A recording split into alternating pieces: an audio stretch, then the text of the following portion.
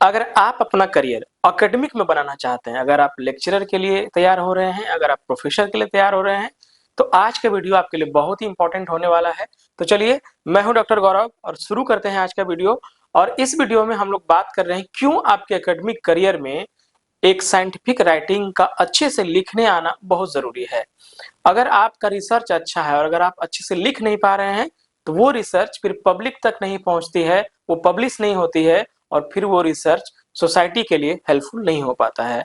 अगर आप सिर्फ अच्छा लिखना जानते हैं और आपका रिसर्च अच्छा नहीं है, वो चीज भी सोसाइटी के लिए हेल्पफुल नहीं होता है। तो अच्छे से लिखने आना चाहिए और अच्छा रिसर्च, दोनों ही इंपॉर्टेंट है।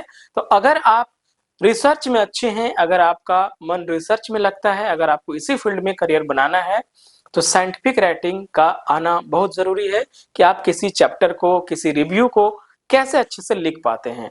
साइंटिफिक राइटिंग किसको कहते हैं, साइंटिफिक राइटिंग में क्या क्या चीजें आप अभी सीखने के लिए शुरुआत कहां से कर सकते हैं। सबसे पहले हम लोग ये देखते हैं क्या इसका इंपॉर्टेंस आपके करियर में है।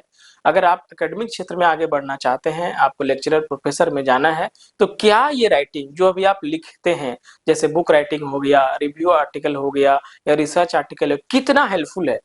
तो चलिए हम लोग ये जानने की कोशिश करते हैं पहले कि जो हम लोग बात कर रहे हैं कि एकेडमिक करियर में scientific writing, book chapter, review article या रिसर्च आर्टिकल का होना जरूरी है, क्या इसका वाकई इंपॉर्टेंस है आपके रिक्रूटमेंट में, क्या आपका वाकई इसका इंपॉर्टेंस है आपके करियर ग्रोथ में।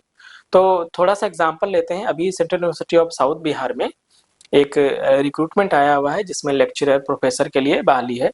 तो क्या उसमें इसका वेटेज दिया गया है कि आप जो साइंटिफिक राइटिंग करते हैं, नेशनल इंटरनेशनल जर्नल में आपका राइटिंग छपता है, जो आप लिख रहे हैं, उसका कितना इंपॉर्टेंस है। तो चलिए जरा सा हम लोग देखते हैं।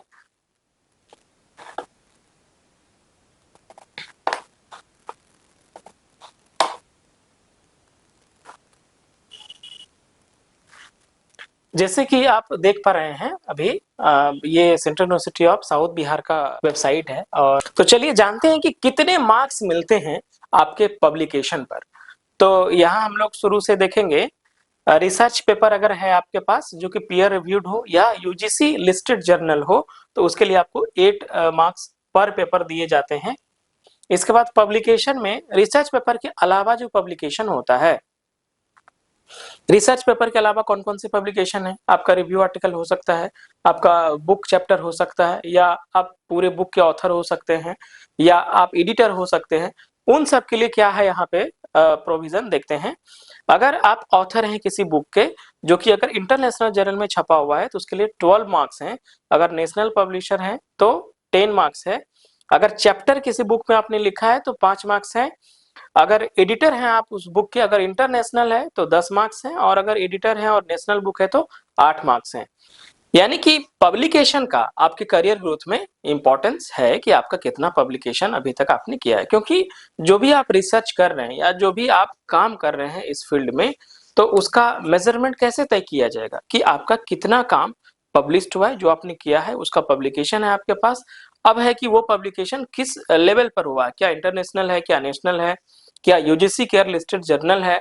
तो इस आधार पर जो है उसका मेजरमेंट होता है और इस आधार पर आपको मार्क्स दिए जाते हैं। अगर आप इंटरेस्टेड हैं साइंटिफिक पब्लिकेशन को सीखने के लिए कि कैसे साइंटिफिक राइटिंग किया जाता है, कैसे अच्छे से पेपर लिखे जाते हैं, कैसे रिव्यू आर्टिकल लिखे जाते हैं, कैसे बुक चैप्टर लिखा जाता है, तो आइए हमारी टीम आपको गाइड करेगी। ज्वाइन करिए साइंटिफिक राइटिंग इन पब्लिकेशन का कोर्स हमारे पास, जो कि 3 मंथ से लेके 6 मंथ तक का होता है। और हम आपको उसमें सिखाएंगे कि कैसे साइंटिफिक राइटिंग को अच्छे से लिखा जा सकता है, कैसे पब्लिकेशन तक ले जाया जाता है, आप अपना रिसर्च कैसे लिख सकते हैं अच्छे से और उसको कैसे पब्लिश कर सकते हैं।